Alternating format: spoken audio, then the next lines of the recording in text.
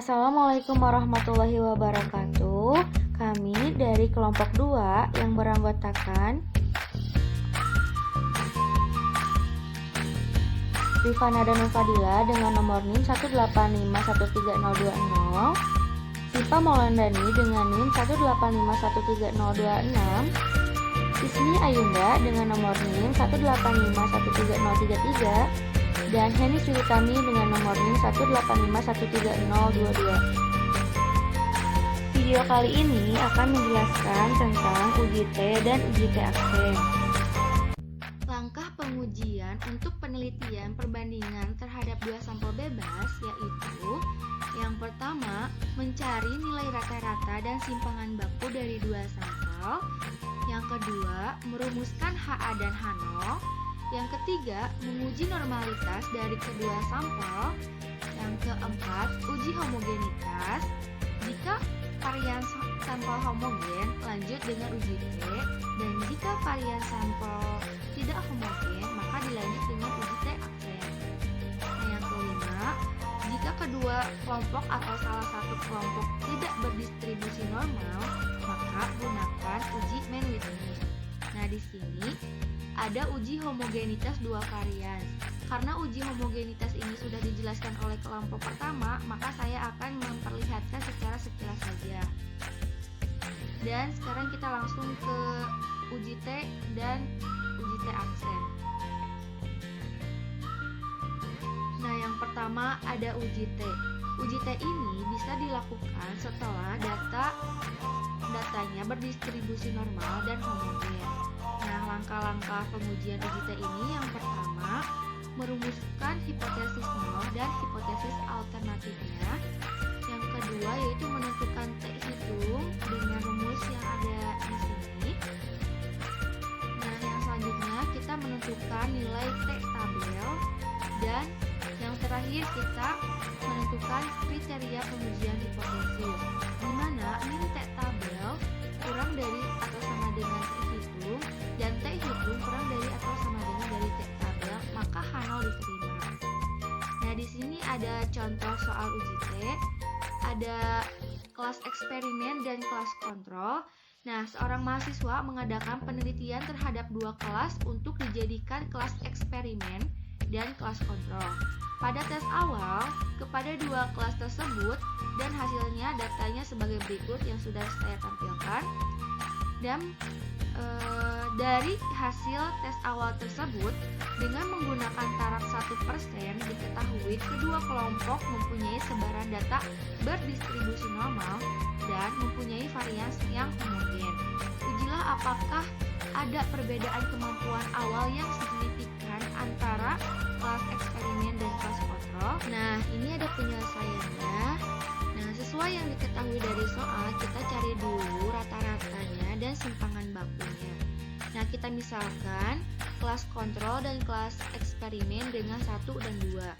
Nah, di sini rata-rata pertamanya yaitu 8,41, rata-rata keduanya yaitu 7,59, simpangan baku pertama 3,71 dan simpangan baku kedua yaitu 3,31. Nah, karena di soal sudah diketahui bahwa kedua kelompok data tersebut berdistribusi normal dan kedua variannya sudah homogen, maka kita lanjut ke uji T. Uji T ini yang pertama kita menentukan hipotesis dulu. H0-nya yaitu terdapat perbedaan kemampuan matematis antara kelompok kelas kontrol dan kelompok kelas eksperimen. H-nya yaitu tidak terdapat perbedaan kemampuan matematis antara kelompok kelas kontrol dan kelompok kelas eksperimen. Yang selanjutnya kita menentukan simpangan baku gabungan dengan rumus yang ada di sini.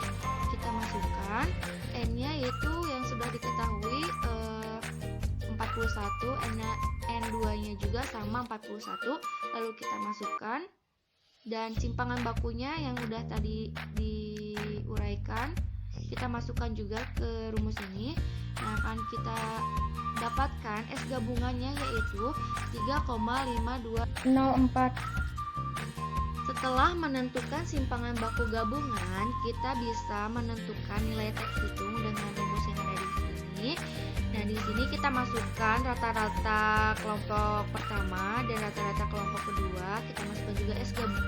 simpangan gabungan atau S gabungan, dan kita masukkan N1 dan N2-nya, maka kita dapat nilai T hitung yaitu 1,055. Nah, yang selanjutnya kita menentukan nilai T tabel. Nah, nilai T tabel di mana alfa di sini itu 0,01. Mengapa? Karena sesuai yang soal ketahui yaitu tarafnya 1%. Nah, ini 80 dari mana? Yaitu dari N1 tambah N2 kurangi 2, berarti 41 tambah 41 kurangi 2 itu 80. Nah, karena tidak terdapat dalam tabel T, karena tabel T yang saya gunakan di sini menggunakan tabel yang kurang lengkap, maka kita cari interpolasinya dengan rumus yang ada di sini. Nah, karena nilai 80 ada di antara 60 dan 120, maka kita cari T tabel dari 60 dan 120. Itu kita dapat 2,6600 dan 2,617. Lalu kita cari selisih nilai T tabel tersebut, maka kita dapat 0,043. Lalu kita cari selisih antara 120 dan 60 itu 60. Nah, kita masukkan semua yang sudah diketahui, maka kita dapat interpolasinya yaitu 0,0143. Nah, maka nilai T tabel dari 80 ini kita kurangi nilai T tabel dari 60 dikurangi interpolasinya, maka kita dapat T tabelnya adalah 2,6457. Yang selanjutnya kita menentukan kriteria pengujiannya, di mana H0 diterima jika min T tabel lebih kecil atau sama dengan dari T hitung, dan T hitung lebih kecil atau sama dengan dari T tabel. Karena T hitungnya lebih kecil dari T tabel, maka H0 diterima. Kesimpulannya, tidak terdapat perbedaan kemampuan antara siswa kelas eksperimen dan siswa kelas kontrol. Nah, yang selanjutnya kita ke bahasan uji T aksen, di mana uji T aksen ini bisa digunakan setelah datanya berdistribusi normal dan mempunyai variasi yang tidak homogen. Nah, langkah-langkahnya yaitu yang pertama kita uji normalitas. Nah, yang kedua kita uji homogenitas. Yang selanjutnya tentukan hipotesis nolnya dan alternatifnya. Yang selanjutnya kita menentukan T hitung dengan rumus yang ada di sini. Dan yang terakhir kita menentukan kriteria pengujian hipotesis. H0 diterima jika min W kali T1 tambah W2 kali T2 per W1 tambah W2 kurang dari T aksen, dan T aksen kurang dari W1 kali T1 tambah W2 kali T2 per W1 tambah W2, dengan W1 dicari dari simpangan baku kuadrat dibagi banyak data, dan W2 juga sama, dan T1 nya dicari dari T alfa N1 kurangi 1, dan T2 juga sama. Nah, di sini ada contoh soal uji T aksen. Seorang mahasiswa mengadakan penelitian terhadap dua kelas kontrol,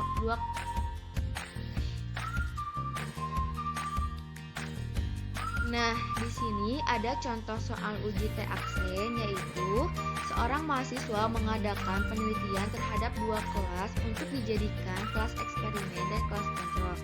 Adapun banyaknya siswa pada tes kelas eksperimen yaitu sebanyak 40 siswa, dan kelas kontrol yaitu 38 siswa. Ada tes awal dua kelas tersebut dan dihasilkan data di samping yang udah ditampilkan datanya.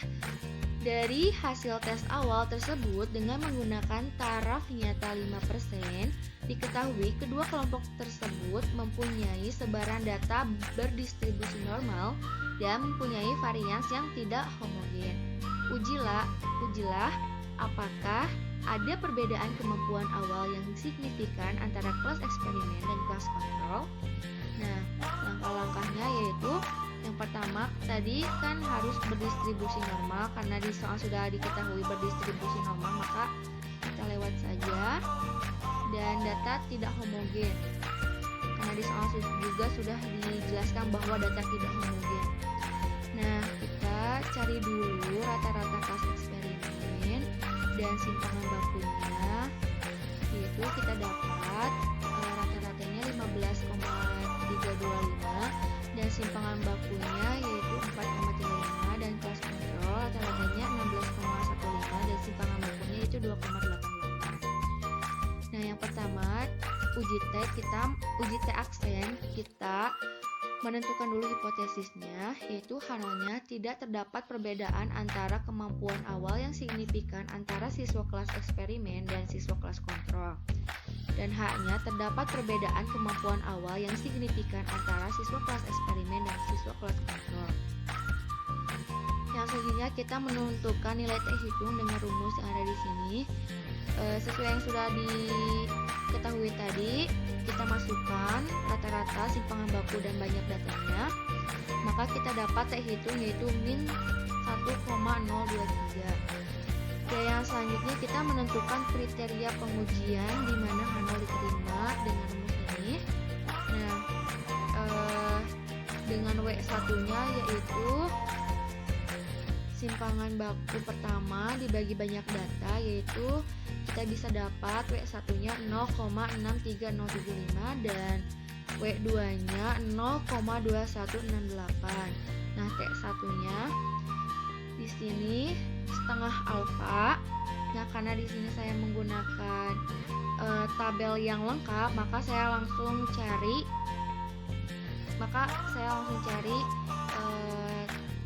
T tabelnya dengan cara 0,025 dengan 39 yaitu 2,022 dan T2-nya yaitu 2,026. Maka kita masukkan ke rumus yang ada di atas, yaitu W1 kali T1 tambah W2 kali T2 per W1 tambah W2, maka kita dapat nilai 2,0230. Di sini H0 diterima karena kriterianya sudah terpenuhi. Maka kesimpulannya, tidak terdapat perbedaan kemampuan awal yang signifikan antara siswa kelas eksperimen dan siswa kelas kontrol. Mungkin sekian yang bisa saya sampaikan. Terima kasih atas perhatiannya. Mohon maaf bila masih banyak kekurangan. Dan Assalamualaikum warahmatullahi wabarakatuh. Bye.